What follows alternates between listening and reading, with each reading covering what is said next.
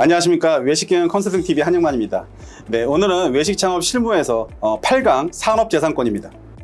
네, 산업재산권입니다. 산업재산권 중에서 이제 지식재산인데요.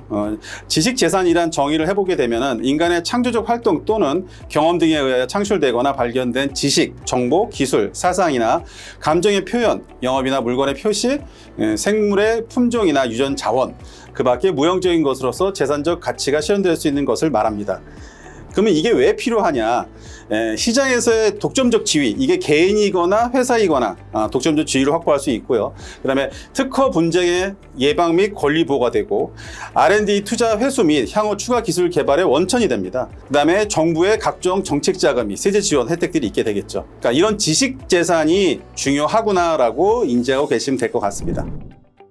네, 다음은 산업재산권입니다. 산업재산권이란 특허권, 실용신안권, 디자인권 및 상표권을 총칭하며 특허청의 출원을 받아서 등록받음으로써 배타적 독점권을 부여받는 권리를 말합니다.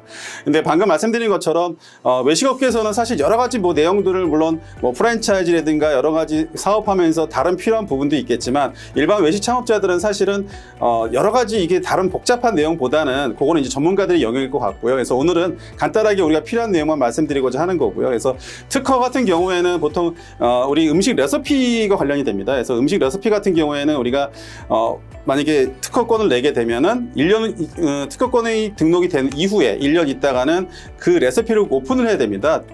대외적으로 오픈을 해야 되기 때문에 사실은 우리 국내에 있는 오래된 노포라든가 진짜 중요한 그런 레시피 같은 경우는 사실 오픈 안 하죠. 그래서 사실 특허도 사실 별 의미는 없습니다. 근데 이제 하는 분들 몇몇 계시는데요. 저 같은 경우는 사실은 큰 의미는 없다라고 생각이 들고요. 하지만 이제 상표 같은 건 좀 다릅니다. 상표 같은 경우에는 나만의 어떤 브랜드 네임, 그다음에 로고 디자인 이런 것들이 있기 때문에 이런 상표는 꼭 챙기셔야 될 것 같고요. 왜 우리 얼마 전에 골목식당, 백종원 씨가 하는 골목식당에서 한번 나온 적이 있었죠. 그런 상표권에 대해서 이제 복잡하게 나왔었는데요.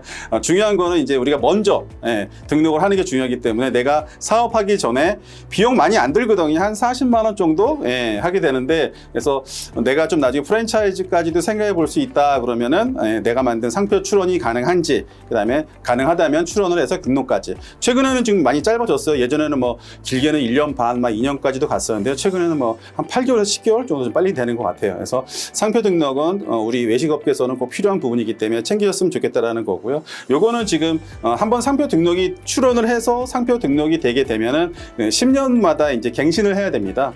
그렇지 않게 되면 그냥 폐기 처분되거든요. 그렇기 때문에 요거는 꼭 날짜를 생각하셔가지고서 갱신을 할 수 있도록 하시면 좋을 것 같습니다. 네, 오늘은 특허다, 실용신안, 디자인, 상표 복잡하게 행정 절차 여러 가지가 다 있는데요.